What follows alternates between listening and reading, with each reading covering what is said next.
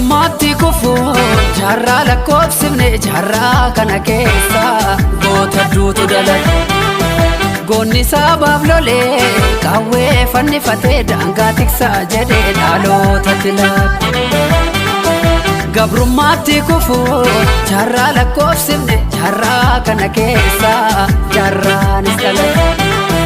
Jaarraa abbaa gadaa qawwee fannifatee diinaan lolaa turus dhalootatti laate.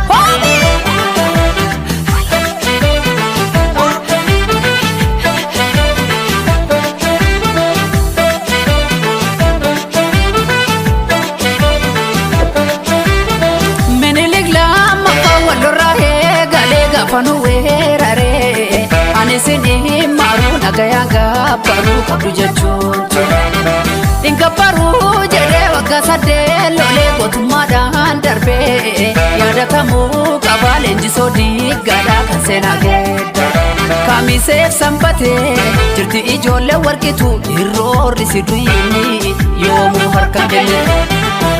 Ilmaan baalchaa saafoo ilmaan gara suuduki walisoo irra fuudhinaaf arrasa fuurate jimma geeraan lolu mootii shanan gibe onneetu sibiila jirti ijoollee shane. Firrisa abbaa waggaa goota caalii shone dhophaaf gore deemnaa gara iluutirra gore.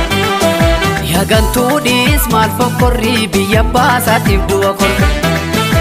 Ololtuudhiis maal fokkorrii akaakii galee jira korre. Yaa afuuftuu maal fokkorrii karchallee amboo jira korre. Abdii murattee kaatee jarrii gidduu seeni baasii gargari. Dammaqiinsaan eegidiina alagaan kolfa nama ciina. Meeqan nyaatamee mana hidhaatti kan ba'ee hafe hanga har'aatti. Oromoo buqqisuu biyya isaarra jilbeeffannu manu ga'eera. Yaa afuuftuu maal fokkorrii biyya baasaatiif du'a korme.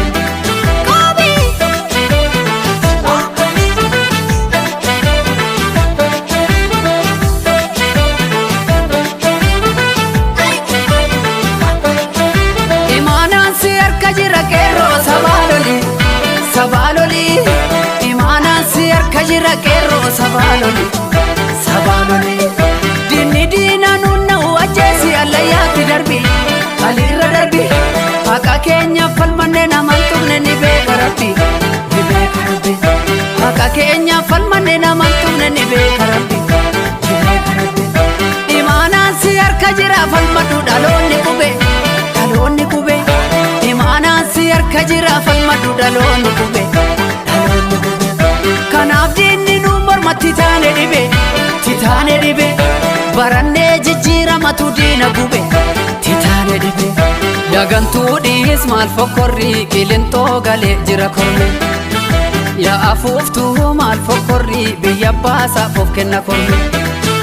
Biyya jootee tulluu biyya olii kadingiliif naqamtee yaa biyya goota biyya kun salma moroda.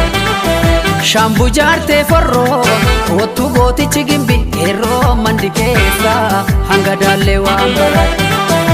Amboko ambaa lafaa akkamiin sirraa afa daangaa kabachiisa qeerroo yoom gadi rafa.